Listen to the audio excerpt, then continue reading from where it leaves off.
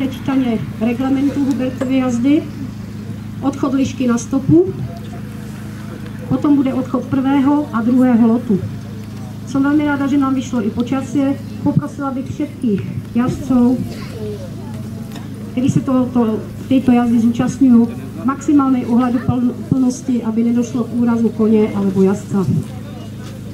Protože každá Hubertova jazda má i svých čestných hostů, tak si vám dovoluji představit čestného hosta, pána starostu Belan, inženýra Josefa Martinčeka. A jako druhý je to lídr skupiny AJA a známý ženský zpěvák Boris Letrich.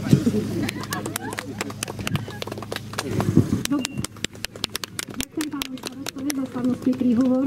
Ještě bych v krátkosti pro těch, kteří jsou tu první raz, chcela vysvětlit vlastně, co to je Hubertova jazda. Hubertova jazda je jazda na závěr jazdecké sezóny. Jezdí se podobně, tak jak naši předchodcové byli většinou lovci, takže závěr té jazdecké sezóny jsou povinni respektovat pokyny mástra. Máster zodpovídá za to, aby jeho lot došel do cíle zdravý a bez problémů. Taktéž má po ruce pomocníka, který sčítá všetky prehriešky, všetkých, a potom to vlastně je všem zúčtované na posledním súde Hubertovy jazdy, který se bude konat u pohostinstva Žofa v Tepličke. Romanová na koni Agassi, z domácej stajně Storm Ranch Belany. Jarka je několikonásobná úspěšná reprezentantka ve vytrvalostních dostizích na 80 a 100 kilometrů.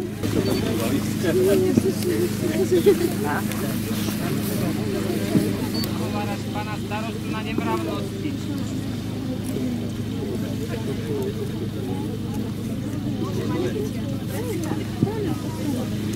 Děkujeme.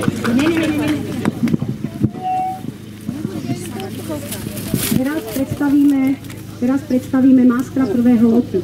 Mástr prvého lotu je Barbora Chmelová na koni Cordox, těž v pořádající stajně Storm Ranch Belany. Trestá sa jazdec a nie kôň. Zatajené hriechy sa trestajú dvojnásobne. Výnimky z regúl neprichádzajú do úvahy. Obhajoba je povolená, ale zbytočná. Dané na Gbelianskom panstve pol hodiny pred začiatkom jazdy. Ďakujem Borisovi, že seznámil všetkých s reglementem Hubertovej jazdy. Teraz poprosím pána starostu o slavnostný prípitok. Hubertovej jazde zdar. Ještě raz, Hubertově jazdě zdar! Vidíte, můžete zahodit na zem. Můžete zahodit na zem, my to potom pozbíráme.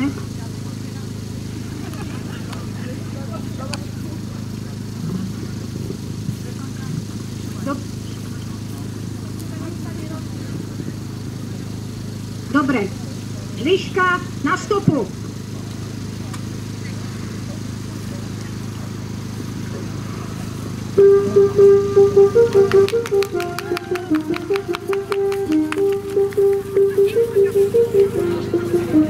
Uděláme už nám menší kolečko, cerečko.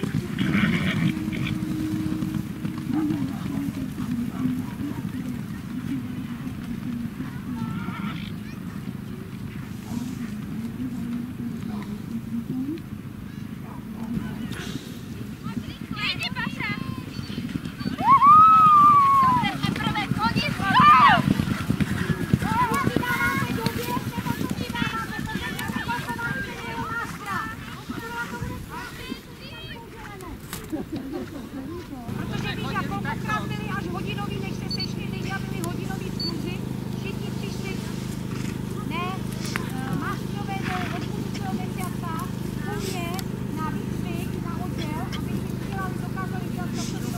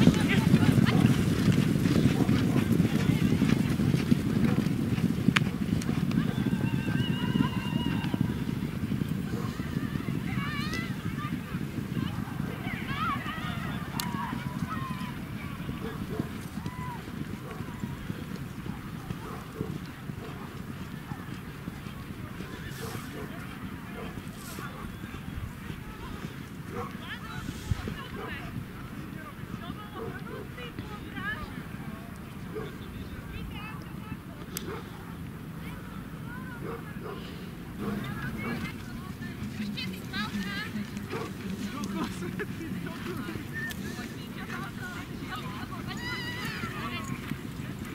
chuj, že hýba, ja ten celý.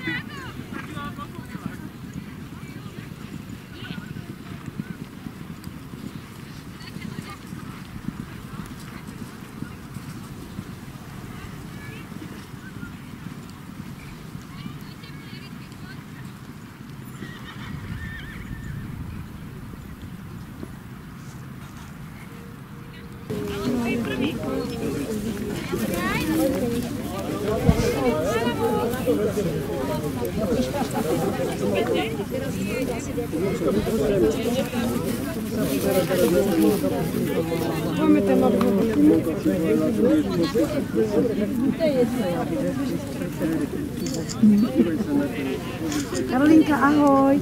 Maminka se jde fotit. Tak úsměv. Prosím vás, usměj se, že jako když nás budete, protože všetci si budete chodit prešlo. Na koni Burundi ze stajně Koň Hora. Prosím potlesk. Odekoruje pán Jerguš Bača. Dopredu.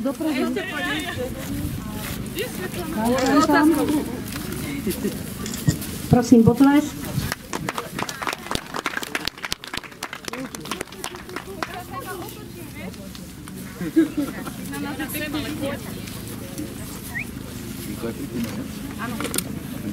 A vrátíš nám ocas, dostaneš lištičko, ještě si s ní zapískáš.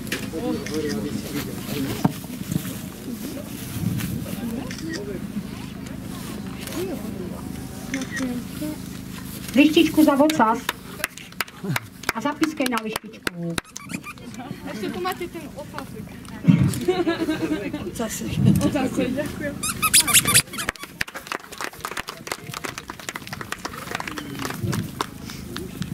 A teraz bych poprosila, budeme vyvolávat jazdců, který budou dekorovaný panem starostou.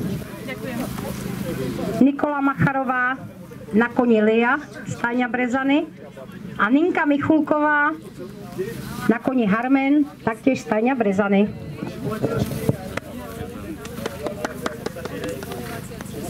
Grantes, ty se dneska nedoplatíš za to válení.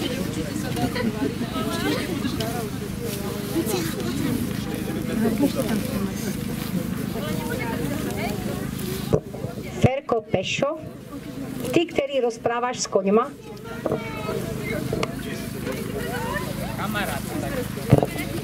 Kdo se zajímá trošku o plemena koní, tak Ferko má koně priamo ze Španělska, je to takzvaný andaluský kůň, který se stal vlastně zakladatelem pro plemena Lipicánů a kladrubských koní. A Ferko, když budete mít pokaženého koně, on vám ho polepší. No, koně moc netreba lepšiť, ale tých ľudí. Pod velením lišky posledné čestné kolečko.